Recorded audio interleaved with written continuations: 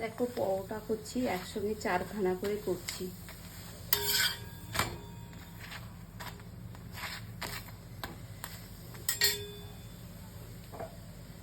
হালকা একটু তেল লাগবে।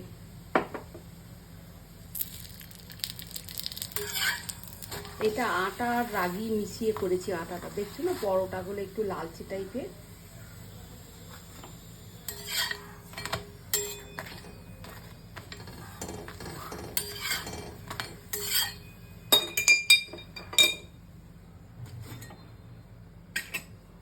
এই দেখো বেলে রেখেছি,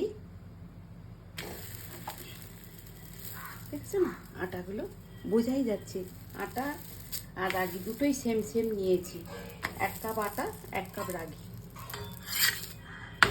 নাহলে এমনি রাগি রুটি কি পরোটা করতে গেলে না ফেটে ফেটে যায়।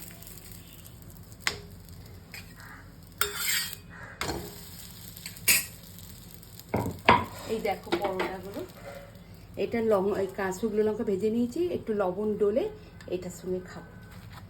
দেখো কি সুন্দর হয়েছে, খেতেও ভালো হবে। দেখো দেখো ভেতরটা, এই দেখো একদম খোলা পকেটের মতো হয়ে গেছে।